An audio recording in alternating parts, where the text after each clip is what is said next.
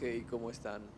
Esto es Polen.mp4 y en este primer viaje iremos a Ciudad Universitaria, un día en Ciudad de México, un 18 de octubre de 2020. El tema de hoy es la simulación. Comenzamos. Bienvenido, has despertado. Dime cuál es tu nombre. ¿Recuerdas quiénes son tus padres? ¿O cuál es tu restaurante favorito? Vaya, me temo que todas tus respuestas están mal. Acabas de despertar. Jugaste por 3 horas al Xbox 3000, pero no te preocupes, en pocos minutos recordarás tus verdaderas memorias. Esto fue una dramatización de lo que podría pasar en unos años al jugar a la vida de alguien. Si esto suena muy loco, vamos a desarrollar más esta idea. Por el momento, todo lo que sabes probablemente sea real. Tu nombre es tu nombre, si tocas fuego te quemarás y si avientas algo al cielo va a caer en tu cabeza. Aunque no es muy buena idea confiar tanto en tus sentidos, ya que estos nos harían pensar que no estamos en una roca moviéndonos a más de 100.000 kilómetros por hora en el espacio alrededor de una bola de fuego. Siempre ha estado esta pregunta tan ancestral de qué es real, qué no es humo o sombra, como diría Platón en el mito de la caverna.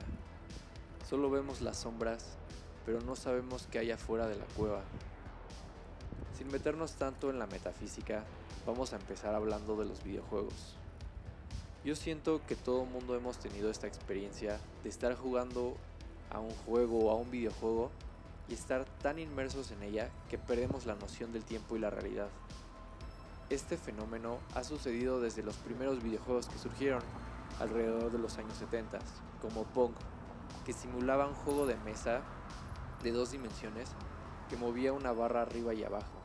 Y desde entonces, estos solo han evolucionado de una manera alarmante, tendiendo no solo tramas más complicadas, como manejar autos deportivos o controlar batallas de superhéroes y villanos, sino también hacer juegos de rol, como por ejemplo uno muy famoso como es el ser un mexicano que aplasta champiñones en búsqueda de una princesa. Paralelamente tecnológicamente, su desarrollo ha sido también muy alarmante, ya que actualmente tenemos videojuegos fotorrealistas, en donde ya la resolución llega hasta 33 megapíxeles o el famoso 8K, que ya cuadriplica el estándar de televisión de alta definición. Dato curioso para que se entienda esto de la resolución, el ojo humano tiene más de 600 megapíxeles. Obviamente aún no nos alcanza y está lejos, pero si lo pensamos que en 5 generaciones, al paso que va, que duplica su resolución cada pocos años, en 5 generaciones o más, ya nos va a igualar y ya la próxima nos va a superar con gran margen. Y digo quizá, porque las televisiones actuales de 4K y 8K, el consumidor promedio no puede distinguir entre una y otra, pero esto no creo que detenga el capitalismo. Adicionalmente, con la madurez de otras tecnologías, como la realidad virtual o la realidad aumentada, vemos que en pocos años, asumiendo, como diría Elon Musk, que exista un porcentaje de mejora, aunque sea muy pequeño, en un porcentaje, en 10 años, 50 años, 100 años o 500 años, eventualmente llegaremos a esta singularidad, en donde crearemos una realidad tan parecida a la nuestra que no tendría distinción alguna. Y considero que estando ya en un mundo simulado podría tener algunas ventajas, ya que podríamos tener esas habilidades que siempre hemos soñado, ¿no? Como volar o pelear jiu-jitsu. Aunque como cualquier revolución tecnológica solo podemos especular los efectos en la sociedad. Y uno que me parece un poco triste es que tal vez muchas personas decidan ya no estar mucho aquí. Más de la tecnología en otro episodio. Hay un elefante muy grande en la habitación cuando se habla de este tema de la simulación, y es obviamente la saga de Matrix. Recomiendo mucho que vean la primera película y las últimas dos no tanto, pero si te gustan las palomitas definitivamente ve la saga completa. Matrix popularizó mucho esta idea, pero no es una idea original, ya que varias religiones, como el cristianismo o budismo, tienen como pilares principales esta idea de otra realidad después de la muerte. Específicamente en el samsara, en el budismo, habla de una existencia cíclica y errante, donde el sufrimiento que sucede en el plano terrenal crea más dharma o reencarnaciones, y tiene un fin en un nirvana o la iluminación, donde ya no hay sufrimiento. ¿Cuál es el argumento formal de la simulación? Propuesto por Nick Bostrom, habla que existen tres caminos que una civilización inteligente como nosotros puede llegar a enfrentarse. El primer camino, que es el más fatalista, es que la humanidad se destruye antes de llegar a esta madurez tecnológica, ya sea por disputas políticas, como guerras nucleares, o quizá hasta una pandemia, nadie sabe. El segundo camino tiene que ver con que decidamos colectivamente que esta tecnología, por sus implicaciones éticas y morales, no la debemos usar, ya que estaríamos violando la privacidad de estos seres en estas dimensiones o simulaciones. El tercer camino también se conoce como la hipótesis de la simulación, que es que estamos dentro de una simulación de computadora. Esto quiere decir que la alcanzamos y la usamos. Para entender esto vamos a hablar de las probabilidades de que esto sea posible. Realmente existen dos probabilidades, y esto acaba siendo un lanzamiento de moneda. En el primer caso es que esto no se puede lograr. Esto implicaría que realmente estamos viviendo la realidad, ya que como no existen más simulaciones, estamos viviendo la realidad, aunque esto no sea una probabilidad del 100%. La segunda es que sí es posible hacer esto. Me temo que las probabilidades de que estemos en una simulación son muy altas, ya que si nosotros lo logramos, ¿qué impediría que alguien más no lo haya logrado antes y que estemos en esa simulación? De hecho, sería razonable pensar que el número de simulaciones es mucho más grande que el de la realidad, por lo que al estar vivo es más probable estar dentro de una simulación que estar en la realidad. Esto es muy fuerte. Pero, ¿qué consecuencias tendría estar viviendo en una simulación? La primera tiene que ver con las memorias, ya que todas las experiencias que recuerdas no son más que una simulación. Quizás sea una de las memorias que puedes descargar como si fuera un videojuego. Y podría ser que tus experiencias de esta existencia surgieron hace menos de una hora, pocos minutos o hasta quizás segundos. Hablando de estas conciencias descargables, ¿a qué personaje de la historia te hubiera gustado jugar su vida? A mí me gustaría ser Jimi Hendrix, aunque yo siento que descubríamos que lo que fantaseamos está muy lejos de lo que realmente fue, aunque esto sería bastante interesante descubrirlo. Aunque para ser realistas tendríamos que borrar nuestros recuerdos anteriores. Pero esto tiene una implicación interesante porque quizá en efecto fuimos esas personas que creíamos en nuestras vidas pasadas. Eso es una interesante idea. La segunda implicación tendría que ver con este ambiente virtual en el que estaríamos viviendo. El primero es que todo es artificial. Todas las cosas y las personas no son nada más que inteligencia artificial. Puede ser que tengan algún grado de conciencia o no, y sus acciones tengan que ver para que tú logres algo en específico o solo sean actores de relleno. Otra posibilidad es que en esta simulación existen otros jugadores conscientes en esta misma plataforma, aunque evidentemente ellos tienen diferentes planes que tú y están jugando otro juego de rol. Otra implicación que tendría es el número de corridas o iteraciones. que puede ser que esta realidad no sea única y que no sea la primera vez que hayan corrido tu programa. Puede que sea la tercera, la cuarta o la millonésima vez para lograr algo en particular que aún no se logra. De hecho, esto se hace todo el tiempo en simulaciones físicas, ya que cualquier cambio en las condiciones iniciales puede generar una multitud de resultados inesperados. A esto también se le conoce como el efecto mariposa. De hecho, esto de las iteraciones me recuerda mucho al samsara. Quizá estamos viviendo en una reencarnación digital.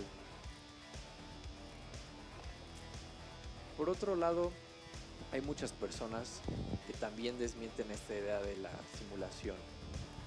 Hay varios contraargumentos. El primero, y yo creo que es el más fuerte, es que no hay pruebas de esto.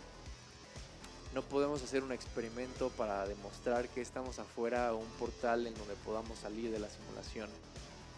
Muchos dicen que no vale la pena invertir tiempo en ello, aunque paralelamente muchos científicos e investigadores hacen estos trabajos para hacer simulaciones físicas de fenómenos físicos para hacer mejores predicciones, como en el clima o en la mecánica de materiales. De hecho, todo el tiempo en la escuela nos enseñan fórmulas que simulan a la realidad, que nos enseñan cómo medir la velocidad o cómo medir la fuerza.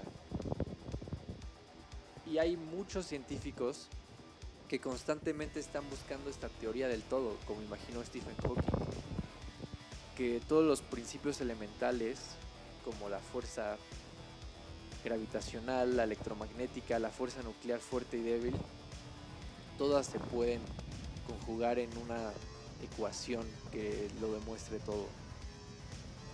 Ha habido varios científicos que desarrollan teorías como la teoría de cuerdas, o también está esta idea de que en la octava dimensión podemos representar todos los objetos que existen en esta tercera dimensión.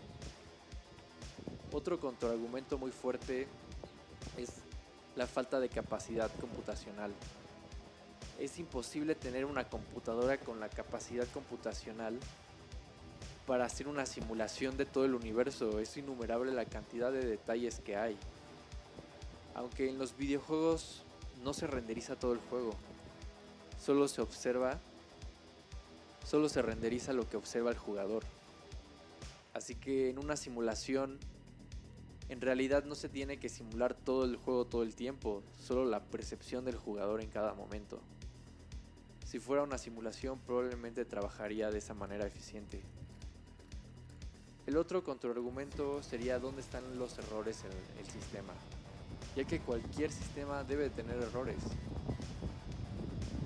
Y hay muchas personas que tienen videos o hasta experiencias que narran en donde demuestran estos fallos en la Matrix, como por ejemplo autos que aparecen de la nada o pájaros que están estáticos en el aire. Pero por más asombroso que suene, siempre estará la duda de que si fue un video editado. Haré una compilación de estos videos de los fallos de la Matrix en el Instagram del canal polen.mp4. Otro contendiente para desmentir la simulación sería la lógica, ya que imaginemos que si las simulaciones fueran posibles, estas podrían crear sus propias simulaciones, y dentro de esas simulaciones alguien más podría crear otras simulaciones. Como esto me recuerda mucho a un capítulo de Rick y Morty de la primera temporada. Esto entonces crearía una jerarquía de realidades, en donde las capacidades computacionales tendrían a disminuir por cada nivel, hasta llegar hasta un punto en donde no fuera posible crear una simulación. Entonces, si esto no fuera posible, podría ser que estamos en el último nivel de las simulaciones, en el último peldaño de las jerarquías de las realidades. Pero no quiere decir que no estemos en una simulación, desafortunadamente. Finalmente, hay otro contendiente, que es el rango de las simulaciones, propuesto por William Poundstone, en donde dice que no es razonable que estas civilizaciones del futuro creen una simulación de una era tan lejana. Nosotros seríamos una muestra de una civilización antigua pre-simulaciones. Aunque ¿por qué no tendrían la nostalgia de correr estas simulaciones o crear una jerarquía de estas? Es muy especulativo lo que la mente de una civilización del futuro pueda pensar. Pero a todo esto vamos a hacer las preguntas grandes sobre la simulación. ¿Por qué correr una simulación en primer lugar? ¿Qué se está buscando con este modelo físico? ¿Se busca optimizar algo en esta vida? ¿O tal vez sea algún proyecto de sociología o historia de algún joven del futuro? ¿Qué hay afuera de la simulación? Elon Musk dice que tendría que ser más aburrido, y hay que por qué correrla en primer lugar. Y la tercera y más importante de las preguntas: ¿importa si estamos en una simulación o no? La idea de que estemos en un videojuego sumamente sofisticado y que todo lo que hemos hecho a lo largo de la vida tal vez no haya sido para nada, realmente nos pone a pensar en perspectiva en el significado de nuestras vidas y la vida.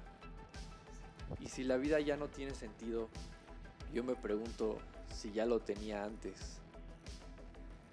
Definitivamente esta idea de la simulación abarca muchos conceptos e ideas, de las tecnologías del futuro y sus aplicaciones hasta los universos paralelos. Y finalmente, para cerrar este ensayo, hablaré de lo que he aprendido al jugar videojuegos, que sí sirven de algo. Lo único que controlas en el juego es al jugador, no controlas al juego, y no culpes al juego ni a otros jugadores, porque probablemente tú harías lo mismo que ellos en su lugar. La cooperación entre jugadores te hará llegar más lejos. Y lo más importante, y no quiero que olvides, es que no te lo debes de tomar tan en serio. Es solo un juego. Me despido. Esto fue Polen.mp4.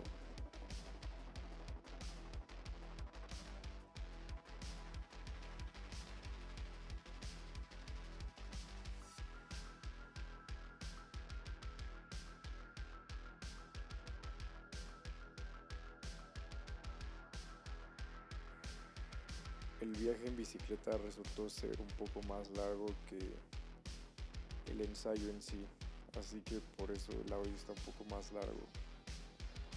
Prometo conseguir una mejor forma para grabar los videos y no tener tantos movimientos abruptos. Si se lo preguntaban, la música que usé la utilicé de Whiteboard Audio, y un buen libro si quieren profundizar más es The Simulation Hypothesis de Riesman Birk.